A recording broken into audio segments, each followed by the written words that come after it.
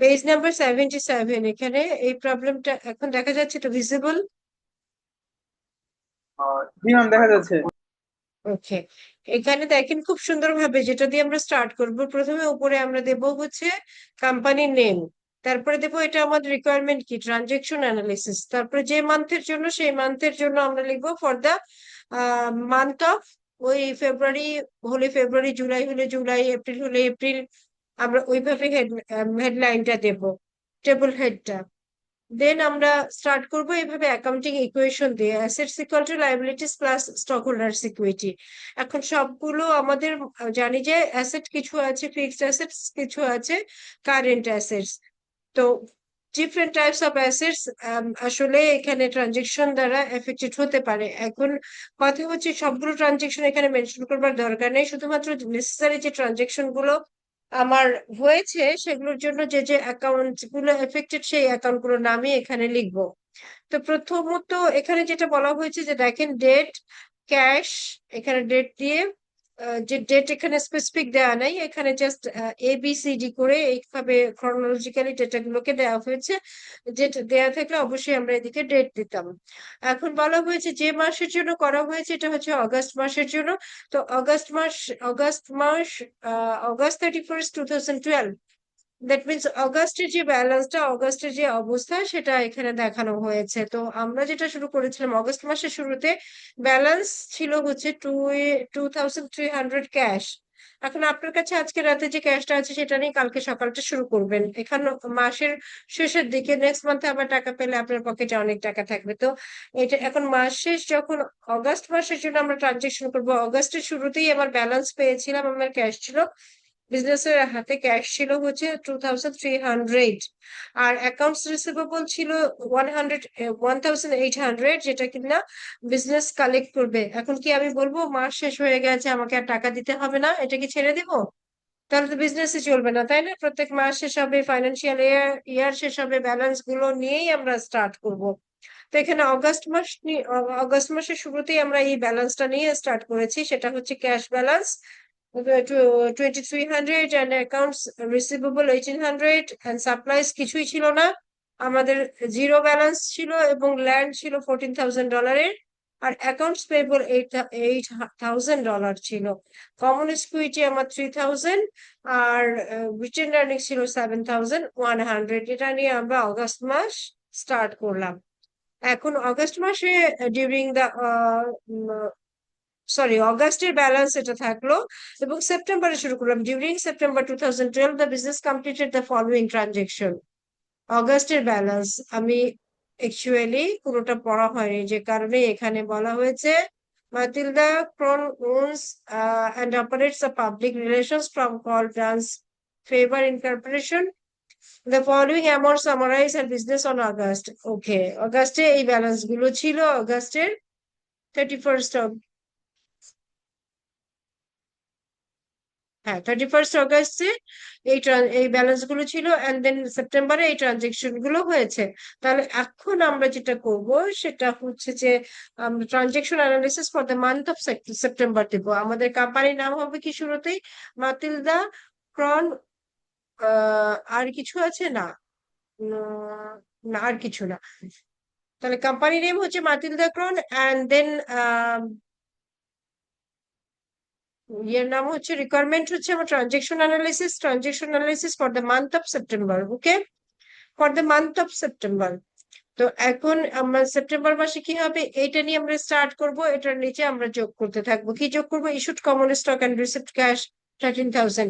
তাহলে cash common stock issue করলে কি হবে, এই ক্যাশ 2300 এর সাথে এখন অ্যাড হয়ে যাবে। প্লিজ আপনাদের কাছে খাতা কলম আছে, এখানের সাথে অ্যাড করে নেন। অ্যাড হয়ে যাবে 13,000। 13,000 এখানে অ্যাড হবে। ক্যাশ যে কলামটা আছে দেখেন, কলামগুলো স্পেসিফিক এখানে খুব সুন্দরভাবে দেয়া আছে, যে কারণে এটা সলভ করবার প্রয়োজন আমি মনে করলাম না।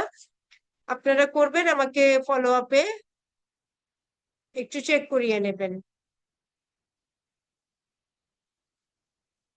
দেখেন এখানে বলা হয়েছে যে কমন স্টক ইস্যু করেছে, তাহলে ক্যাশের সাথে কি যোগ হবে? শুধু উপরে মাল লিখতে হবে, মান্থ অফ সেপ্টেম্বর। এখানে ক্যাশে যোগ হবে 2300 এর সাথে $13,000, আর কমন ইকুইটি ইনক্রিজ করবে হচ্ছে $13,000। কোথায়? কমন স্টকের সাথে অ্যাড হবে $13,000।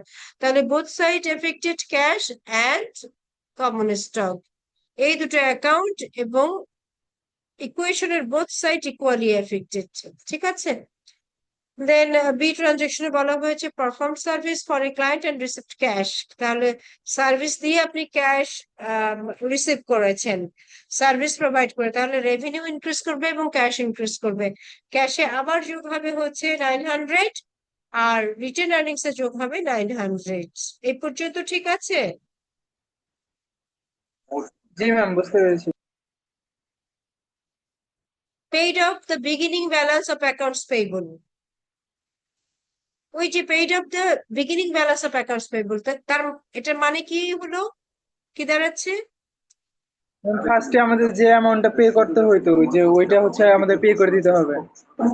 এক্স্যাক্টলি, মানে আমরা আমাদের পে করে দেওয়া যে হয়েছে। ছিল, দেওয়া লাগবে। সেপ্টেম্বরের 1 তারিখে যে পেয়েবল, আমরা অগাস্টের যে ব্যালেন্স নিয়ে স্টার্ট করেছিলাম সেটা আমরা পে করে দিলাম সেপ্টেম্বরে। তাহলে কি হবে? অ্যাকাউন্টস পেয়েবল থেকে 8,000 ডিডাক্ট হবে, আর ক্যাশ থেকে 8,000 ডিডাক্ট হবে। Less from cash and less from accounts payable. ঠিক আছে? কত? 8,000। ওই যে অ্যামাউন্টটা পুরোটাই দিয়ে দিতে বলেছে, দিয়েছে এই যে paid off the beginning balance of accounts payable. আর এক্সপ্লানেশন একটা কলাম হবে, সেই কলামে আপনারা যেটা লিখবেন সেটা হচ্ছে paid the accounts payable amounts. Okay. জিতে কি বলা হয়েছে? Purchased supply from Office Max on account. তাহলে এখানে এইটা একটু আপনারা বলবেন, শেয়ার করবেন, কি হবে? Purchase supplies from Office Max on account $600।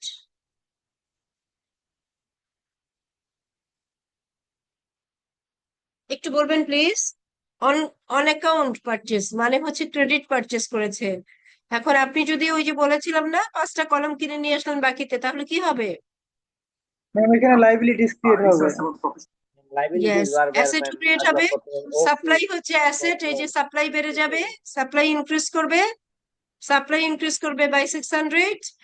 আর হচ্ছে অ্যাকাউন্টস পেয়েবল আবার ক্রিয়েট হবে কত? 600। আগেরটা তো শোধ করে দিয়েছিলাম, আবার নতুন করে অ্যাকাউন্টস পেয়েবল হবে হচ্ছে 600। ঠিক আছে না? জি ম্যাম, ঠিক আছে। Collected cash from a customer on account $70. Collected cash, cash collect করেছি কত? From a customer on account $700। ওই যে আমি আমি আমি বিক্রি করেছিলাম বাকিতে, তাহলে আমাকে টাকা দেওয়ার কথা ছিল 1,800, সেখান থেকে কত কালেক্ট করেছি? 700। তাহলে অ্যাকাউন্টস রিসিভেবল থেকে লেস হবে 700, আর ক্যাশে অ্যাড হবে 700, কারণ টাকাটা আমি কালেক্ট করেছি, অ্যাকাউন্টস রিসিভেবল কমে যাবে, ক্যাশ বেড়ে যাবে। ঠিক আছে? জি ম্যাম, বুঝতে পেরেছি। জি ম্যাম। আচ্ছা, পরেরটা কি বলেছে? Received cash of $1,600 and issued common stock. আবার কমন স্টক ইস্যু করেছে, তাহলে আবার কি হবে? ক্যাশ বেড়ে যাবে আর কমন স্টক বেড়ে যাবে। কত? এক্সপ্লানেশনে কি হবে? Issued common stock. ঠিক আছে না? এই ট্রানজেকশনটা আর আরেকটা জি ম্যাম। ট্রানজেকশন কোনটা? এ এ আর এফ একই রকম ট্রানজেকশন। ঠিক আছে। দেন জিতে কি বলেছে? Consulted for a new band and billed the client for services rendered $5,500। তাহলে কি হলো? এটা সার্ভিস প্রোভাইড করেছে, বিল দিয়ে করেছে, মানে সে তো কনসালটেন্সি করছে, তাই না? সার্ভিস রেভিনিউ তার আর্ন করবে। তো এখন সে এটা বিল, এটা কি করেছে? Bill the client for services rendered, service provide করেছে, আর বিলটা এখনো কিন্তু বিল দিয়েছে কিন্তু টাকাটা এখনো রিসিভ করেনি, তাই না? টাকাটা এখনো রিসিভ করেনি, তাহলে এটা কি হবে? ম্যাম রিসিভেবল মানে রিসিভেবল। এনাদার আর ক্রেডিট। আর কি? Service revenue. রিসিভেবল একটা, আর একটা কি? দুটো সবসময় মাথায় রাখবেন, দুটো অ্যাকাউন্টস, দুটো অ্যাকাউন্ট না, দুটো অ্যাকাউন্ট এফেক্টেড। একটা তো বললেন রিসিভেবল, আরেকটা কি হবে? ম্যাম ওই পাশে মানে রিসিভেবলটা হবে হচ্ছে ওই ইয়াতে লেফট সাইডে, অ্যাসেটে। অ্যাসেট সাইডে। হ্যাঁ, আর ওই পাশে ওই যে ইকুইটির সাইডেও ম্যাম একটা মানে একটা কলাম সার্ভিস হবে। Revenue are written earnings R service revenue increase করবে, তাই না? জি ম্যাম। এই যে এই কলামটা ইনক্রিজ করবে, এই যে রিটেন আর্নিংস। ঠিক আছে। জি ম্যাম, রিটেন আর্নিংস। হুম, এটাকে সার্ভিস রেভিনিউ নামে দিলেও কোনো প্রবলেম নাই। ওকে। তো তারপরে কি বলা হয়েছে, recorded the following business expenses for the month. Expense কি হলো?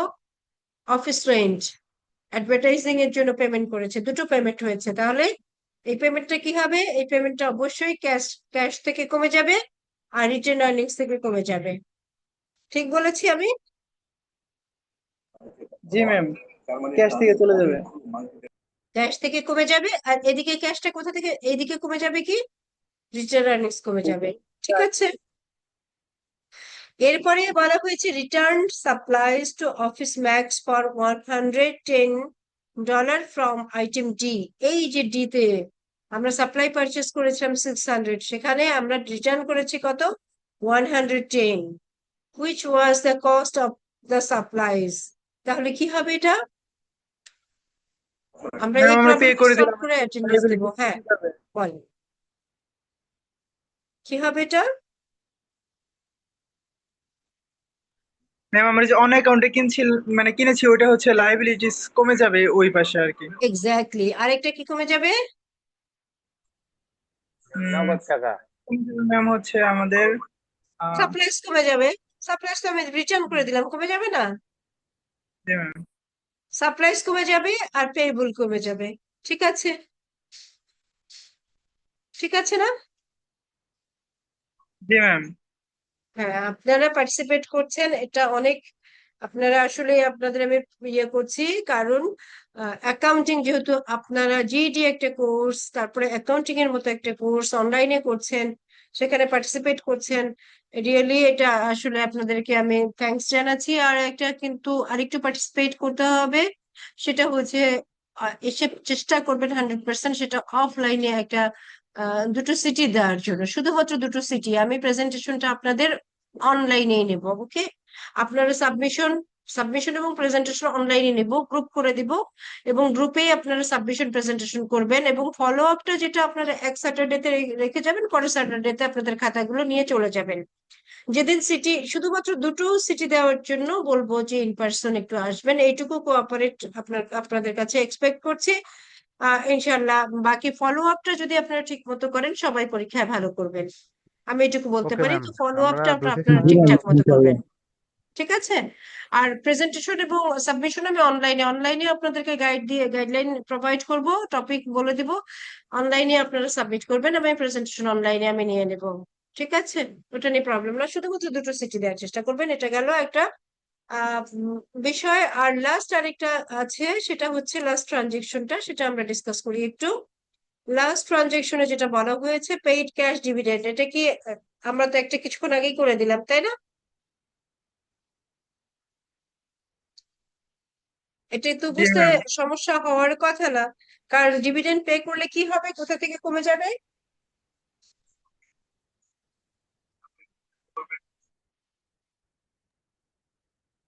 ম্যাম বিজনেস আমি একটু থেকে। এই যে আছি তো ম্যাম, কথা বলতে পারতেছি না। আচ্ছা, একটু বলি তাহলে, বলে দিচ্ছি। এখানে ক্যাশ ডিভিডেন্ড, যেহেতু ডিভিডেন্ডটা ক্যাশে পে করা হয়েছে, তাহলে ক্যাশ থেকে আমি ডিডাক্ট করব, ক্যাশ অ্যামাউন্ট কমে যাবে এই $2000, ক্যাশ থেকে আমি মাইনাস করব। আর কোথা থেকে মাইনাস করব? আমার যে সার্ভিস রেভিনিউ ছিল বা রিটেন আর্নিংস ছিল, সেখান থেকে আমি $2000 মাইনাস করব। ঠিক আছে। তাহলে এটা অবশ্যই ফলো আপে আপনারা রাখবেন। এই মানে এই 34A নিয়ে কোনো কোয়েশ্চেন আছে কিনা প্লিজ বলবেন। তো এটা গেল একটা। আর একটা বলেছিলাম যেটা 31 সম্ভবত, সেটাও আপনারা ইয়েতে রাখবেন, ফলো আপে রাখবেন। আরো একটা প্রবলেম আপনাদের বলে দেই, যেটা করবার চেষ্টা করবেন, সেটা হচ্ছে এই যে দেখেন এখানে আছে এই ট্রানজেকশন গুলো, এই যে এখানে পেজ নাম্বার 82, তো 43B, পেজ নাম্বার 82 243B, এটা অবশ্যই আপনারা চেষ্টা করবেন।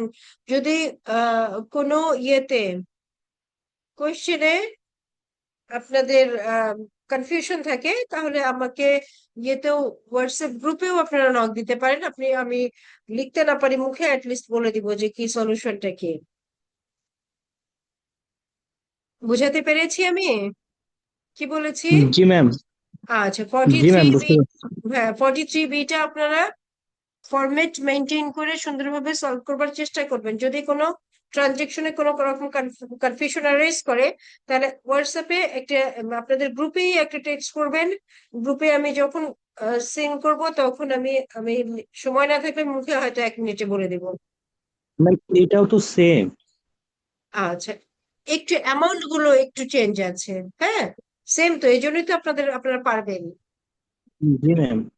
আচ্ছা, অ্যামাউন্ট গুলো চেঞ্জ আছে শুধু প্র্যাকটিস করবার জন্য, যেন আপনাদের ভুল না হয়।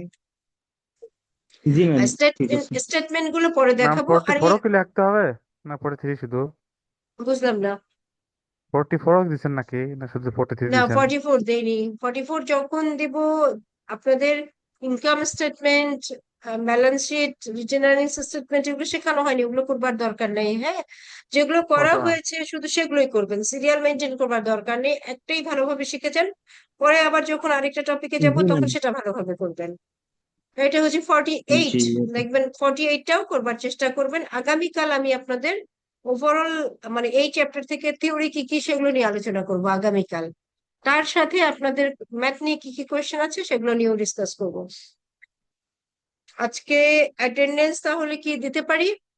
জি ম্যাম, আজকে পর্যন্তই থাক। আচ্ছা, এই ফর্টি এইট দেখেন 48টা আপনারা সলভ করবার চেষ্টা করবেন। পারবেন, ওকে আশা ম্যাম। করি পারবেন। আমরা সব রকম ইয়ে করেছি তো, ট্রানজেকশনে ডিসকাস করেছি, আশা করি পারবেন। তাহলে কোনটা কোনটা আল্লাহ থাকলো ভরসা। ফলো আপে? আল্লাহ নিজের, হ্যাঁ আল্লাহ অবশ্যই আপনার সহায় হবে। আপনি নিজে আগে চেষ্টা করবেন, ইনশাআল্লাহ হয়ে যাবে।